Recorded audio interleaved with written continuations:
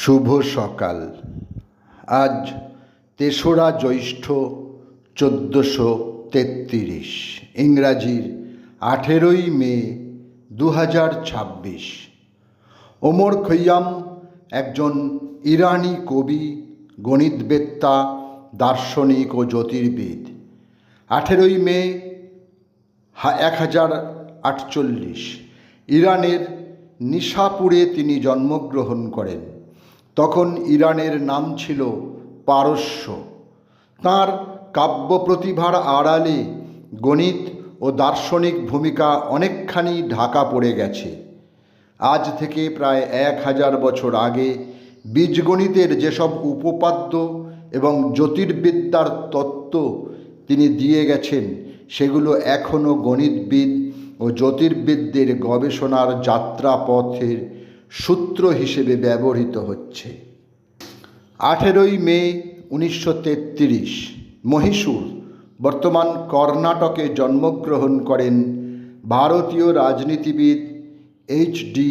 দেবেগৌড়া।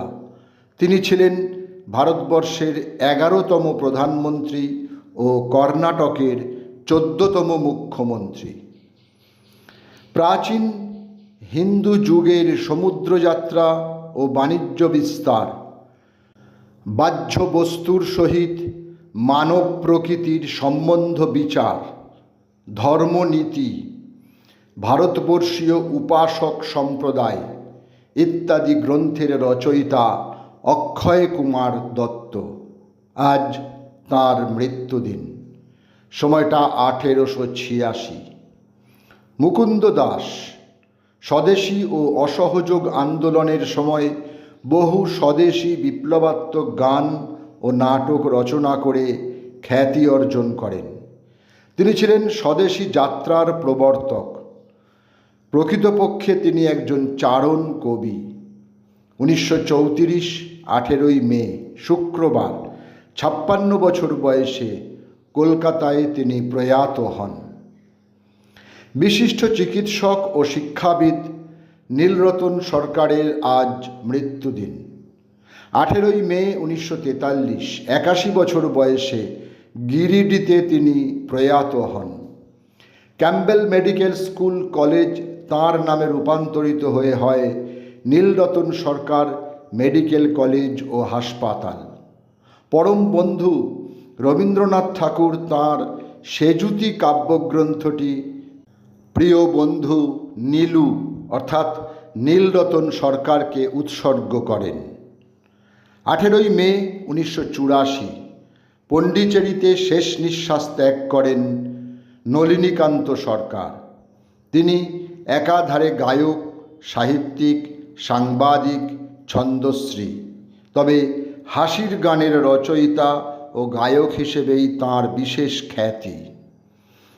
মূলত ছড়ার গান গেয়ে বিখ্যাত হয়েছিলেন জপমালা ঘোষ। তাঁর প্রায় ১৫০টি রেকর্ড বা ক্যাসেট, সিডি আছে। আজ তাঁর মৃত্যুদিন। সময়টা ১৯৯৯। ১৯৯০ मैंने प्यार किया সিনেমার জন্য বেস্ট সাপোর্টিং অভিনেত্রীর পুরস্কার অর্জন করেন রিমা লাগু। এছাড়াও আশিকি ১৯৯১, হাম আপকে হ্যায় কৌন ১৯৯৫ ও ২০০০ সালে বাস্তব দ্য রিয়েলিটি সিনেমার জন্য তিনি একই পুরস্কার অর্জন করেন। ৪ দশক তিনি মঞ্চাভিনেত্রী। এছাড়াও হিন্দি, মারাঠি সিনেমার সঙ্গে টেলিভিশন অনুষ্ঠানও করেছেন। আজ শিল্পীর মৃত্যুদিন। ১৮ই মে ২০১৭ ৫৮ বছর বয়সে মুম্বাইতে তিনি প্রয়াত হন। সকলকেই আমার আনত প্রণাম।